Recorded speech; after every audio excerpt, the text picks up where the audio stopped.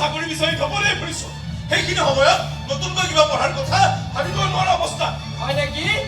তাকে বহুত বেয়া অৱস্থাত বহুতে পঢ়ি শুনি মানুহ হৈছে তোৰ ৰাম বেকাৰ এটা হৈ বজাৰৰ সময় মাৰপিট কৰিবলৈ নাই আৰে বেকাৰ হৈ আছো কাৰণে তেনেকৈ মাৰপিট কৰি নিজৰ ফাৰ্ষ্টে চব উলিয়াই আছো তোৰ দৰে তোৰ চবে ভাগ্যৱান হ'ব নোৱাৰে নিজতকৈ বেছি টকা দৰমহা পোৱা খৈনী পাইছ গতিকে নিজৰ টকাৰে নোৱাৰিলেও খৈনী টকাৰে মস্তি কৰিব পাৰিবি তই মনে মনে থাক আবুল তাবুল কথা বকি নাথাকিবি আবুল তাবুল কথা মই বকা নাই দাদা সাৰা দুনিয়াই বকে পুলিচৰ চাকৰি মানে বোলে কেৱল মোহে বাবে টকা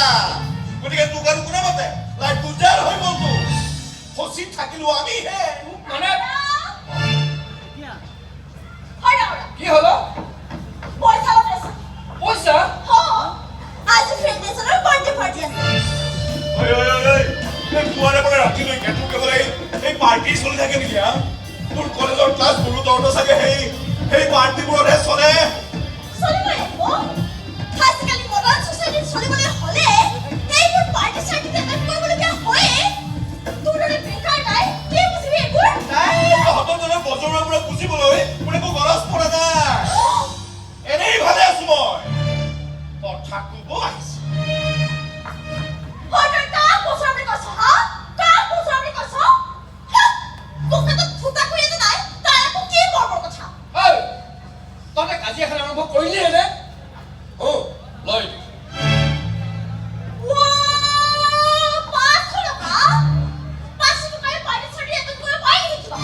পইচা নাইও মোৰ ওচৰত আৰু নাই যদি বৰ পৰা দিবি ডিএসপি তেওঁ তোৰ টকাৰ ভাৱ নাই মোৰে কয় নহয় মোৰ দৰে অফিচাৰৰ টেবুলৰ তলে দিলে এনে 500 টকাৰ বান্ডেল কিমান চাপ্লাই হয় তাৰ কোনো হিচাপ নাথাকে সাত কেজি মোক আকৌ কোনে মাতে হয়নে চিধাই দিলে বজাৰৰ পৰা বাপ পেকেটা দেউতা কি হ'ল তুমি হঠাতে ইমান টকা খৰচ কৰি এই মাছটো কিয় কিনিব লাগে কি কথা ক'বলৈ আহিছো এই বুঢ়াৰী ডিএসপি হয় খৰচৰ আৰু কি টেনচন আছে হয়নে চোৱাইচোন কি আনিছো মাছুলি বেপাৰীয়ে চেলুট চকী তুলি দিছ মোক আকৌ কোনে মাতে ইমান ডাঙৰ মাছ কিয় তুলিলে কি কথা ক'বলৈ আহিছে বুঢ়াৰী ডিএসপি হয় এতিয়া সৰু সৰু পুঠি খলিহনা খোৱাৰ দিন গ'ল আৰু এতিয়া এনেকুৱা ডাঙৰ ডাঙৰ ৰৌ ভকুৱাৰে জাতিষ্কাৰ হৈ থাকিব লাগিব আমাৰ ভাগ্যৰ হয়নে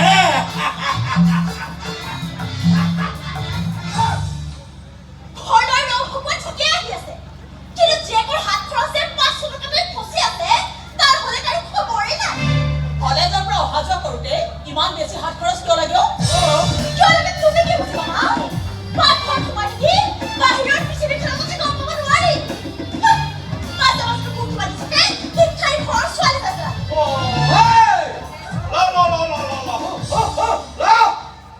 ইয়াত যিমান আছে চব লৈ থৈ আহিবি যা ৰজা ঘৰ ৰাজকন্যা নহয় জানো তই Thank you, Dagorda. এইখিনিৰে আজি পাৰ্টিটো অন্তত চলি যাব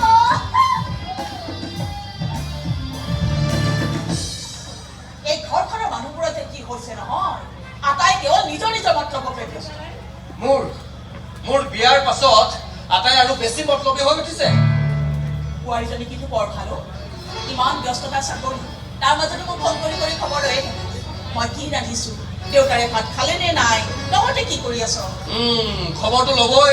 পুলিচ যে আজি খবৰ লৈছে কাইলে একশ্যন ল'ব কিন্তু দেউতা বিয়া হৈ অহাৰ ঋতুৱে যে দেখি আহিছো এইখন ঘৰত কেৱল এগৰাকী মানুহে তাতকৈ বেছি কাম কৰে আৰু সেয়াই হৈছে মাৰ বাহিৰে বাকী ঘৰ আটাইখিনি মানুহে কেৱল ঘূৰা ফিৰা কৰে পাৰ্টি কৰে আড্ডা মাৰে আৰু সময়ে সময়ে মাৰ ওপৰত হুকুম চলায়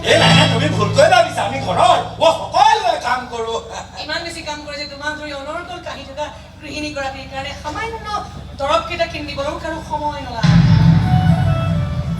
ইয়াত না কাহৰ দৰৱ এটা দিনত খাব এটা ৰাতি খাব কাহ সম্পূৰ্ণ ভাল হৈ যাব আপোনাৰ তোমাৰ কাহ হৈ থকা বুলি মোক ক'ব পাৰিলাহেঁতেন হয়নে আমাৰ কাহৰ শব্দটো আপোনালোকে শুনিবতো পাৰিলেহেঁতেন হ'ব দিয়া হ'ব মোৰ কাহ হোৱাটো একো ডাঙৰ কথা নহয় কিন্তু আপোনাৰ দেহাটো পৰিছে কাৰণ গুৰুত্ব নাই সেইটোহে ডাঙৰ কথা মোৰ বাকী মানুহবোৰ সামান্য চৰ্দি কাহ হ'লে আপুনি মূৰৰ পৰা ভৰিলৈকে মালিচ কৰি দিবলগীয়া হয় কিন্তু আপোনাৰ বেলেগ কিবা এটা হৈছে নেকি বুলি সুধিবলৈও কাৰো সময় নাই নহয় এতিয়া বাৰু সেইবোৰ চলিব এয়া লওক মোৰ প্ৰথম দৰমহা মই আপোনাৰ হাতত দিছোঁ এতিয়া বা আপোনাৰ খৰচৰ কাৰণে আনৰ ওচৰত ভাগ পাতিব নালাগে নিজৰ খৰচ নিজেই কৰি ল'ব হেৰি হ'লে বোৱাৰী আমাৰ ঘৰখনৰ এটা নিয়ম আছে কি নিয়ম দাদা নহয় মানে টকা পইচাবোৰ সকলো আহি মোৰ হাততহে জমা থয় আমালেও দৰমহাৰ পইচাকেইটা মোৰ হাততে দিয়ে ল'ৰাই আপোনাৰ হাতত দিয়ে বোৱাৰীয়ে গৃহিণীৰ হাতত দিছোঁ ঘৰখনত এটা বেলেঞ্চ মেইনটেইন কৰি থাকিব নহয় হ'লেও ঘৰখনৰ নিয়ম বোলা বস্তুটো আছে দিয়াচোন আৰু পুৰণি নিয়ম ভাঙিয়েতো নতুন নিয়ম বনোৱা যায় বোৱাৰী হৈ আহিছে মাত্ৰ নতুন নিয়ম বনাব হ'লেই নিয়মৰ নামত যদি অনিয়ম চলি থাকে তেনে নিয়ম বনাওঁতে অকণমান খৰখেদা কৰিবলগীয়া হয়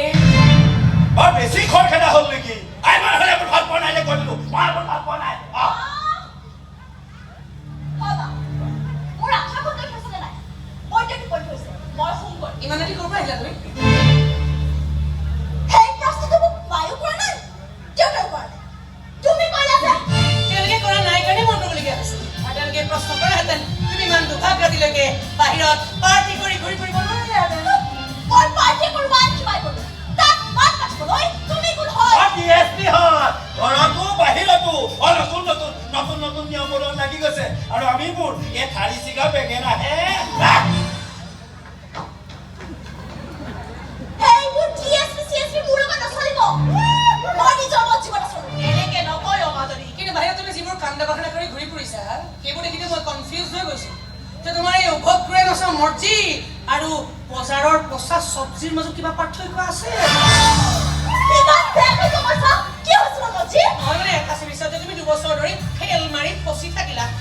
তোমাৰ মৰ্জিৰে সিদ্ধান্ত নহয় জানো এই ৰাতি এৰি বাইকত ঘৰলৈ অহা যোৱা কৰা সেই বাইকৰ স্পীডবোৰ তোমাৰ মৰ্জি মতে বঢ়া কমা নহয় জানো নিজে বাহিৰ নিজকে যদি বজৰুৱা উতনুৱা ছোৱালী বুলি প্ৰতিষ্ঠা কৰি ঘূৰি ফুৰিছা সেইবোৰ তোমাৰ মৰ্জি মতেই হোৱা নাই জানো সেইকাৰণে কৈছোঁ মণি সময় থাকোঁতে নিজৰ মৰ্জিবোৰ অকণমান লেকাম টানিবলৈ চেষ্টা কৰা যদি নিজেই নোৱাৰা তেতিয়া কিন্তু আমি লেকাম টানিবলৈ বাধ্য হ'ম এনেকৈ লেকাম টানিম নহয় যে তোমাৰ মৰ্জি খালি চিৰাচিৰ হৈ যাব কোনো তৰ্জি আহি সেই মৰ্জি আৰু চিলাবহি নোৱাৰিব সেইখন ঘৰত কোনে বাজিলৈকে ইমান বেয়াকৈ কোৱা নাই মোক শুনি নাথাকো মই মোৰ কথা মাজনী বলচোন এইবোৰৰ কথা কৈ একো লাভ নাই বল আগতে মই বহুত কৈছিলোঁ কিন্তু আটাই মিলি মোৰ মুখত এনেকৈ কোপা দিলে যে মই মাত মাতিবলৈকে পাহৰি থাকিলোঁ জানা মাত মাতিব লাগিব মাত মাতিব লাগিব এইখন ঘৰে বিয়া হৈ আহিছোঁ যেতিয়া এইখন ঘৰ এজন সদস্য হৈছোঁ যেতিয়া এই বিশৃংখল ঘৰখনলৈতো শৃংখলা উভতাই আনিবই লাগিব মানুহৰ এই কৰাপ্টেড মনবোৰক তোমাৰ মেৰামতি কৰিবই লাগিব তাৰ কাৰণে বোৱাৰী হ'ব লাগিলে বোৱাৰী হওঁ আৰু পুলিচ হ'ব লাগিলে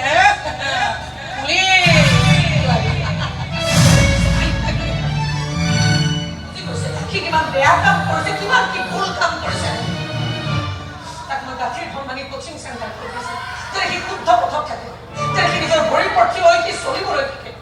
এইবোৰ কৰিব কিবা ভুল কৰিছোঁ নেকি কোৱা দেউতা হ'লেও সংসাৰ এখন চলাব লাগিলে বহু সময়ত আপোচ কৰিবলগীয়া হয়ও মই কিয় আপোচ কৰোঁ মই আপোচ কৰোঁ এইটো ভুল সেইটো ভুলেই ভুলৰ লগত আপোচ কৰি ভুলটো শুধৰোৱাৰ বাটটো মই বন্ধ কৰি নিদিওঁ ভুল হোৱা ঠিকাটো কেৱল তই লৈ থৈছ কোনোবাইতো ল'ব লাগিব নহয় দেউতা নহ'লে ঘৰ নচলে সমাজ নচলে এই কৰ্মবজাৰটো নোসোমাও তেনেকে যে প্ৰত্যেকেই ভাবে তেনে ঘৰ এই সমাজ এটা গেলা নৰ্দমাত পৰিণত হ'ব দেউতা তেনেকৈ গোন্ধাইছে বুলি কৈ নাকত ৰুমাল লৈ ভদ্ৰ লোক হৈ চলাৰ কোনো যুক্তি নাথাকিব